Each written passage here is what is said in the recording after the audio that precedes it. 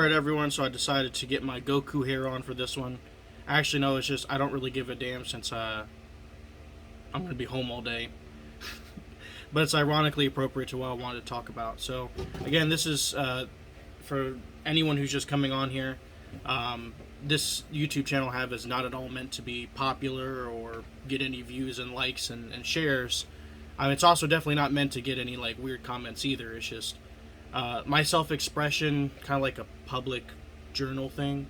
So this is not all meant to be scripted, insightful, cool, or the stuff. I'm just kind of expressing myself here very basically about anything really.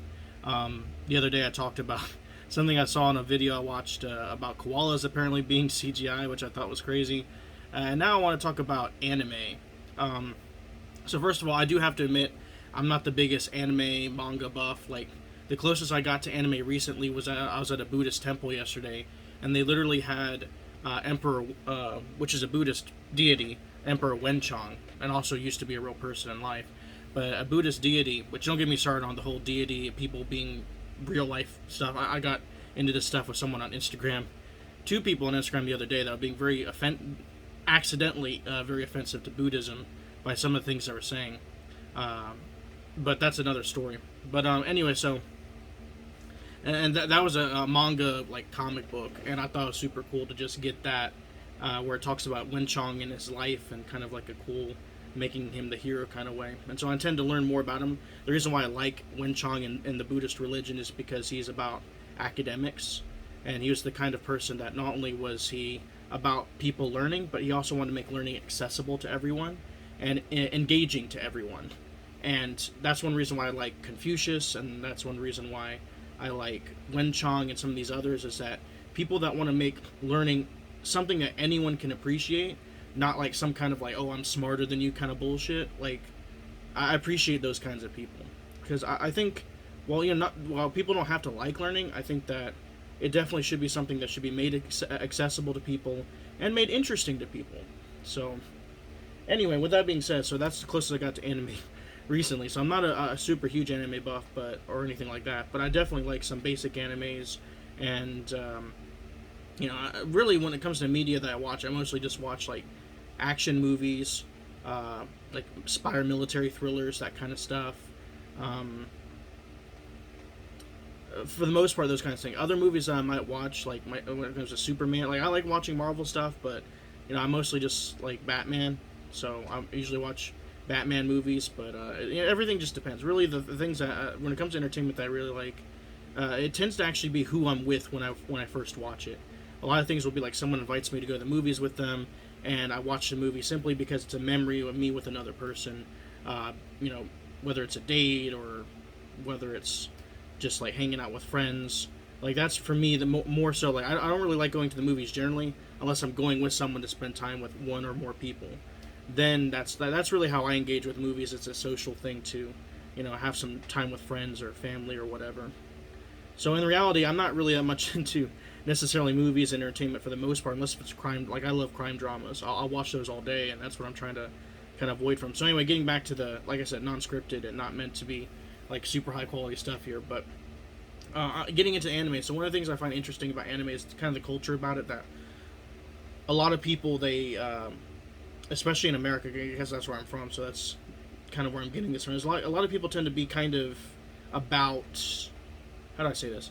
They kind of be about like, you gotta learn Japanese at least to some extent, which is always when it comes to learning languages, it's like, to what extent is ever enough? That's, first of all, that quickly becomes a thing when you're learning a language.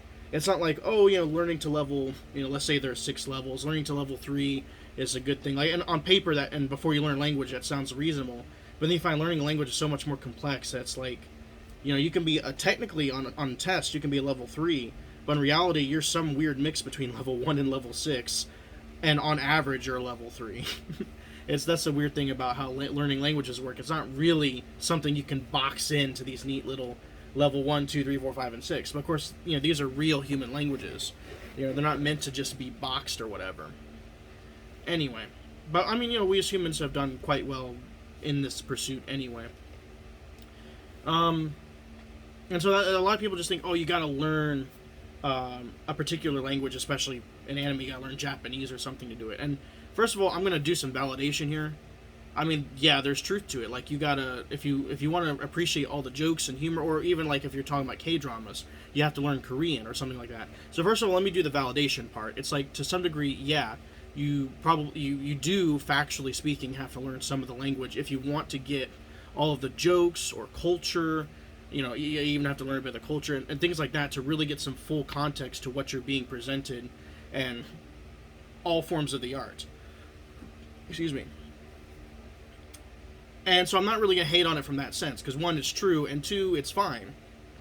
But then people put a whole lot of energy into this, and that annoys the hell out of me. It's like, dude, when I watch anime, I just watch the English dub, and to me, there's watching in Japanese and English, as far as I'm concerned, is basically the same. Yes, there's the technical difficulties or technical things that you're missing a lot of nuance.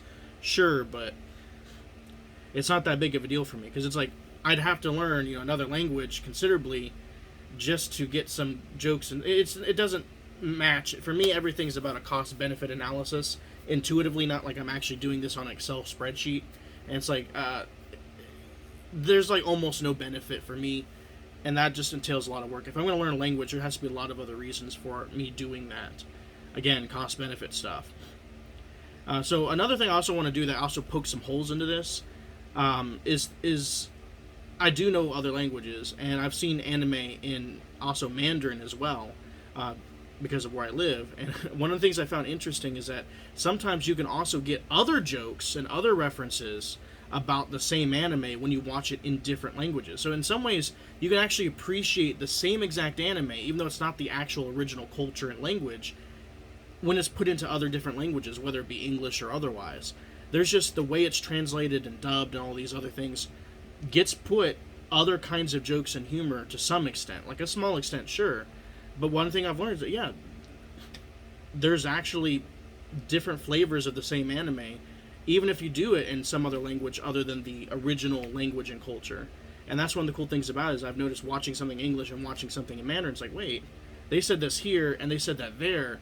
And like, it's like, if you really are into the art and behind the anime, then in reality you should also be arguing learning a whole bunch of languages, which of course isn't practical. But then you should also be, to be consistent, perhaps arguing learning a whole bunch of languages to get varying amounts of nuance to the same exact anime. I, for one, just think, live and let live. If you want to learn some Japanese to, appreciate the anime better, that's totally fine. But just putting that much energy into making it like you're somehow better for this thing, I don't really get that. Or that it's the only way to appreciate to some full level. It's like, while there's, again, always going to be some truth to that,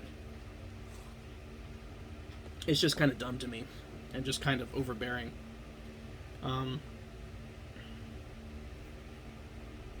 You can appreciate something just fine in your own language. That's the whole point of good translation. It's really, that's their job, is to bring this to something where you can appreciate.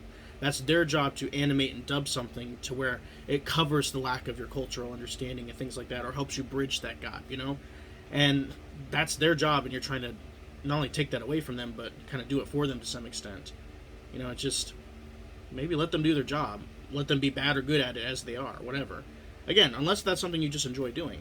But then also that does come to some practical problems, is that when you learn something like anime Japanese, well, suddenly you're like halfway invested into an entire actual freaking language.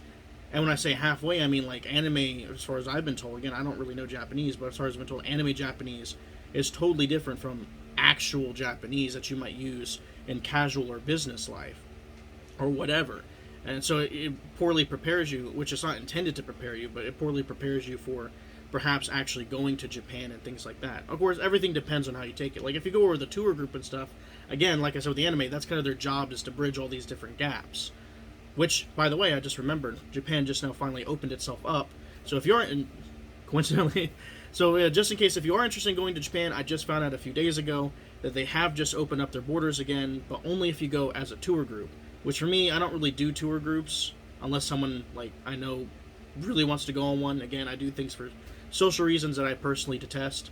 But I'm actually also considering maybe doing that because, one, I've been to Japan before and it's cool, and two, because I have some new friends over there that really want me to meet them and hang out and do some stuff. So I'm really excited maybe to potentially do that. just for that reason. But then if you're a tour group, you have to be part of the tour group and stuff. So I don't know, that might get complicated. I might have my friends like look into the options with me there on that. Not that I'm going to be necessarily. I'm already have my own travel plans for the summer, so that'll be like a next year kind of thing, and who knows what might change by then.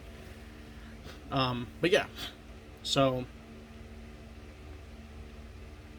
yeah, it's not meant to prepare you to go to Japan, all this stuff, and like probably the normal ways you would go anyway cover this lack of ability, but it's like you're kind of halfway actually doing a real thing, learning a language, and at that point, it's just, if in some ways you can kind of think of it as awkward. It's like you know quite a bit of a language, but not in a useful extent. In some ways, it's in some small way, it's like learning Latin. There's definitely a lot of uses for it, technically speaking, but it's not useful in the sense that you can actually communicate very well with others for the most part. Like there's some people that actually learn Latin as a hobby and stuff, and so yeah, there's always exceptions and nuance to every statement, but yeah, for the most part, it's just kind of like that awkward stage where you kind of are in a language but kind of not at all in a language, which in itself is interesting. But anyway, so just my expression on that is I wanted to say that, one, I don't see why people put so much energy into having to appreciate things from the original culture and language when there are definitely teams of people where that's their job to bring that to you. If you're not from the culture, that's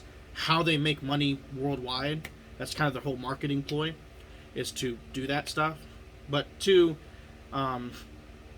again, it's fine doing that for yourself, but just that energy to put is just weird. But two, also, if you really want to be consistent, learning it, learning other languages, a variety of other languages, and having that anime presented to those different markets actually opens you up to different ways of seeing that same anime, other than just the way the people originally made it for. So again, if you want to be consistent, why aren't you also advocating for learning plenty of other languages too? Now, I'm not saying that people have to do anything. I'm just questioning, like, if you're already there with this logic, why aren't you here with this logic? Is what I'm getting at. So yeah, that's like the two main things there. But yeah, whatever. Signing out.